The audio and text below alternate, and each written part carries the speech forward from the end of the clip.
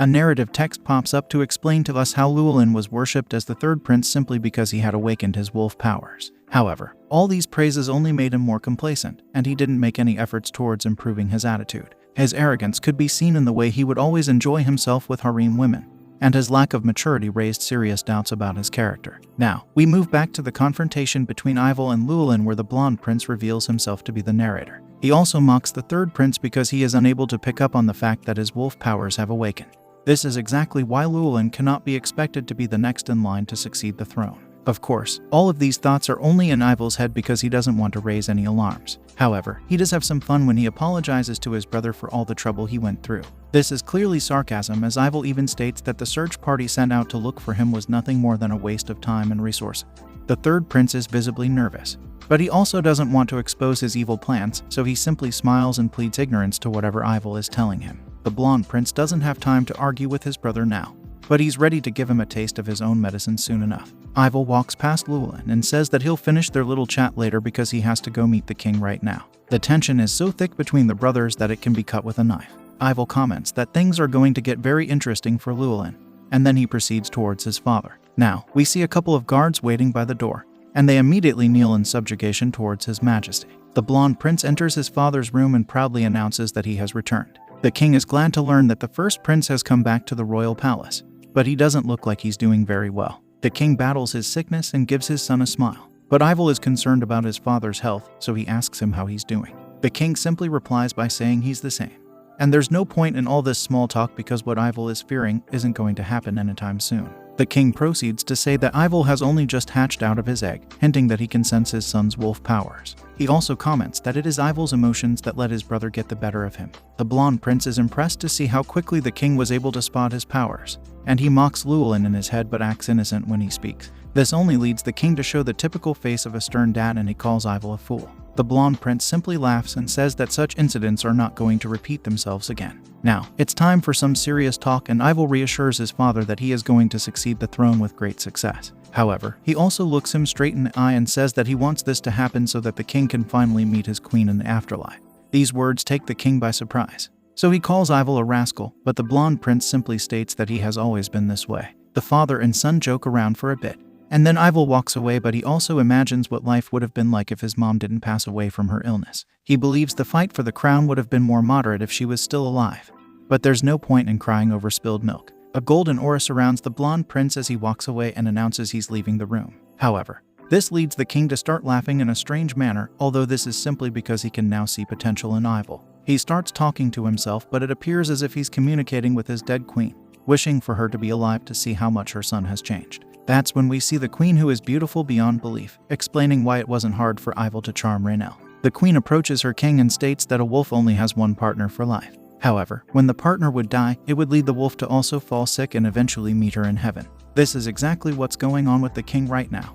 And then we see him wishing for Ivor to get what he truly deserves so that he can finally die in peace, rather than fighting for his life just so that he can offer guidance to his son. He has a romantic vision of being with his wife and yearns to be with her again so that their bond can continue to grow, even in heaven. After this heavily emotional sequence, we move back to Ivor's room, where our favorite crow girl is still in her cage. It doesn't take long for her to entertain us again as she complains about being hungry. Her beak starts to water and she starts thinking about how long it's been since Ivor left. She knows that birds can digest their food almost instantly, which is why her hunger feels as if it's been going on for days. On top of that, Rhaenel also complains about the butler, who wasn't able to give her anything to eat apart from some disgusting worms. The poor butler can only look on in confusion over Rhaenel's reluctance to eat the worms, while she wonders if he wants her to starve to death. A dramatic display of tears follows as our hero sobs in her crow voice and wishes for her lover boy to return as soon as possible. However, there's nobody coming to save her from this terrible diet, so she takes a peek into her worm bowl. It's not a very appetizing sight, but Rhaenel is at her wit's end due to her hunger. She even thinks about taking a bite as her beak continues to drool like a waterfall of saliva. Rhaenel continues the debate in her mind by saying she technically has a crow's organs, so it shouldn't be that hard for her to enjoy the worms. She places some faith in her taste organs, but then her human form manifests itself as a funny soul and punches her crow body. This snaps her back into her senses, and she can't believe the fact that she had even considered eating the worms. Rhaenel might be thinking like a human right now, but it won't be long before her crow desires take over again. She worries that she'll end up eating the worms if Ivor doesn't come to the rescue soon. Luckily, a hand pats her from behind and it's none other than her dashing prince. Ivel is shocked to see Raynell in such a horrible state and comments on how thin she's become in such a short span of time. The blonde prince is aware that his crow doesn't like eating bugs, so he immediately orders the butler to go and fetch some raw meat and fruits. Our hero finally gets some respite when she eats a proper meal and even gets to top it off with some tasty cooking. Raynell is thankful to have maintained her humanity. But then she's in for an even bigger surprise when Ivel invites her into his bed. The crow girl wonders what's going on, but then Ivel says he wants to give her some toys to play with. He opens up a treasure chest and reveals a collection of precious stones that light up the place. Raynell is shocked to see these gems and is blinded by the shiny lights. She wonders how much these gems must be costing, but of course, it wouldn't mean much to a prince like Ivel. Raynell laments that she is a crow who is associated with death, but also feels very loved by Ivel. She starts to fantasize about him loving her as a human, which would ideally be the perfect ending for her. However, our hero breaks the fourth wall once again and says that the manga is not going to turn her into a human. She even knows what episode we're on, but gets interrupted when Ivel asks her if she likes his gift. His gesture lights up her mood and she's thankful to have become Ivel's trusted bird. It could have been a lot worse for Raynell, so she decides to take things slowly, one day at a time, and picks up a gem. She gives this gem to Ivel, who is so touched by her gesture that his face begins to glow with joy. Raynell finds this a bit odd as a prince shouldn't be so easy to please. The blonde prince proceeds to give his crow girl a hug and promises to make her the imperial crow once he becomes the king of his empire. Raynell simply gives us a hilariously evil glance and says that this is just the beginning of her plan to make Ivel fall in love with her. The next day, our hero wakes up and stretches her wings to full effect against the backdrop of a pleasant morning.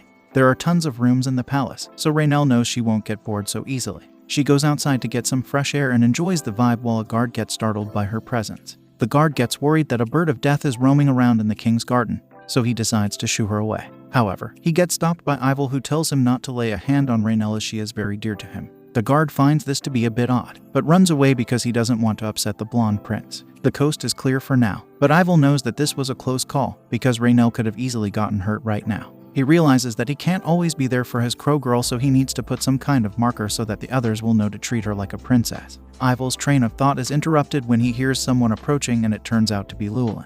The third prince acts snobby and arrogant, which makes Ivel sense something off about the situation.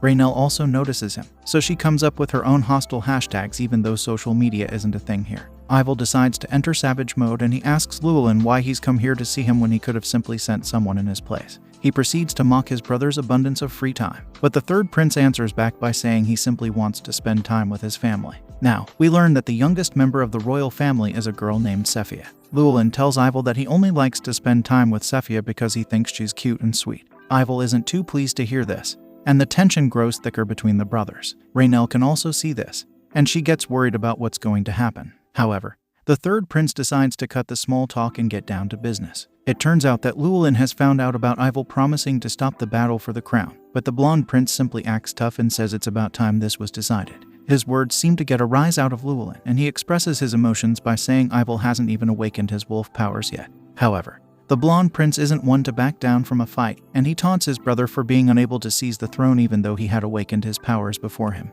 Ivel is absolutely ruthless in destroying the third prince with his words, and he also throws in a hint of sass which makes Raynell treat this confrontation like a 3D movie. She munches on popcorn and comes up with a new hashtag, because this scene reminds her of K-dramas. Ivel isn't quite done yet, as he berates Llewellyn for not being able to seize the throne even though he had gone missing for a considerable amount of time. This is all it takes to trigger the third prince, so he transforms into his wolf avatar and unleashes his powers upon Ivel. It's a deadly scene that makes the blonde prince wonder what he should do. He admits that he didn't anticipate such a situation, but he also doesn't want to reveal his wolf powers yet. Just as things are about to get serious, we witness something rather puzzling. Raynell attacks the wolf prince with all her might in a hilarious sequence and attacks him with her beak. It confuses Ivel, but then our hero reminds us that she managed to hold off the orcs who had attacked Ivel earlier. The whole situation is very funny, but Ivel knows that his crow girl won't be able to last long against Llewellyn. The wolf prince attacks our hero with full power, but then Ivel comes to the rescue and attacks him with a kick. The blonde prince proceeds to ridicule his brother by saying he's the size of a dog, and on top of that, he also got bullied by a crow. The sass goes overboard, so Llewellyn tries to snap back at his brother and even insults Raynell for attacking his face. However, Ivel scolds him once more and says that he is stronger than the third prince even though his power hasn't awakened yet. Of course, Ivel is bluffing about his wolf powers, and then he mocks Llewellyn for not being strong because he seems to be a dog rather than a wolf. The third prince promises revenge, and it makes Ivel consider the political situation. He realizes that his brother still has a lot of followers, so he shouldn't try anything funny just yet. The blonde prince then invites Raynell to come to him, but rather than thanking her, he scolds the crow girl much to her unpleasant surprise. She even cutely says that Llewellyn was the one who started it. Now, Ivel takes Raynell to his room and explains to her that she shouldn't have attacked Llewellyn, no matter how stupid he might have been. His intentions are good because he fears that the third prince might target Raynell now that she has hurt his pride. However, the crow girl decides to use her cuteness overload powers, and it makes the blonde prince feel bad for scolding her. He does manage to pull himself together and tells Raynell that she shouldn't be so reckless because she's risking her life by doing this. Ivel also brings up the incident with the orcs, and our hero realizes that he's saying the right thing. As far as the fight with Llewellyn is concerned, Raynell explains to us that she's read up on wolves and their weaknesses before, so she knew how to hurt the third prince. Her crow reflexes also helped with the situation, but our hero acknowledges that she did come across as reckless, just like the time she was clumsy as a human with her dog. After realizing Ivel's intentions, Raynell gently touches his hand with her beak and says sorry. Ivel acknowledges her gesture and reassures her that he will always protect her because his wolf powers have awakened now. He carries on with the assumption that Raynell is just an intelligent crow, and not a dragon, so he tells her that he doesn't want to lose her to a loser like Llewellyn. Meanwhile, the third prince has a hissy fit and he wrecks his room in a fit of rage over the humiliation he's just had to face. Of course, he blames the crow girl for most of it as he remembers the hilarious attack on him, and then he envisions a future where he is the king. Llewellyn now makes it his first goal to exterminate all the crows from the kingdom once he takes the crown, but then something comes to his mind.